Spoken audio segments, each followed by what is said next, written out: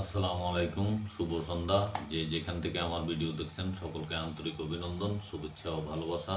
আমি মোহাম্মদ শিব্বির আহমেদ, চ্যানেল বাংলা 78 থেকে বলছি। কালবেলার একটি নিউজ, সরকারি চাকরিজীবীদের বেতন বৃদ্ধি নিয়ে যা জানা গেল। আওয়ামী লীগ সরকার পতনের পর দায়িত্ব নেয় অন্তর্বর্তী সরকার। এরপর বিভিন্ন মহল থেকে বিভিন্ন দাবি দেওয়া উঠেছে, যেমন বেতন ভাতা, সরকারিকরণ, জাতীয়করণ। কিছু জায়গায় সরকার প্রতিশ্রুতিও দিয়েছে। সম্প্রতি এক সাক্ষাৎকারে এ বিষয়ে প্রশ্ন করা হয়েছিল অর্থ উপদেষ্টা ডক্টর সালেউদ্দিন আহমেদের কাছে। তার কাছে জানতে চাওয়া হয়, আপনারা প্রতিশ্রুতি দিয়েছেন, আপনারা করবেন, এতে যে অতিরিক্ত অর্থ ব্যয় হবে এটা কিভাবে সামাল দেবেন? এটা তো দীর্ঘকালীন একটা ব্যয় তৈরি হবে। জবাবে সালেউদ্দিন আহমেদ বলেন, রাজনৈতিক সরকার থাকতে ওরা এটা করেনি, আমরা যেটা দিচ্ছি এটা একেবারেই নয়।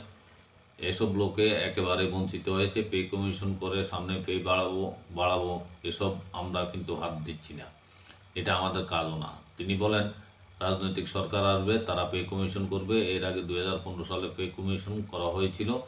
তবে কি সরকারি কর্মকর্তা কর্মচারীদের বেতন বাড়ানো নেই, এখন কিছু হচ্ছে না? এমন প্রশ্নের জবাবে সালে আহমদ মাথা নাড়া না সূচক উত্তর দেন। পে স্কেল নিয়ে তিনি বলেন, কেবল স্কুল কলেজের শিক্ষকদের ওভারটাইম, অন্যান্য কিছু বিষয় আমরা দেখব যদি এটা সম্ভব হয়। এটি অবশ্যই প্রেমের মধ্যে, আমরা কোনো পে স্কেল পরিবর্তন করব না। বেশ কিছু খাতে বরাদ্দ নিয়ে অর্থ উপদেষ্টা বলেন, আমি কিন্তু সামাজিক খাতে বরাদ্দ কমাবো না।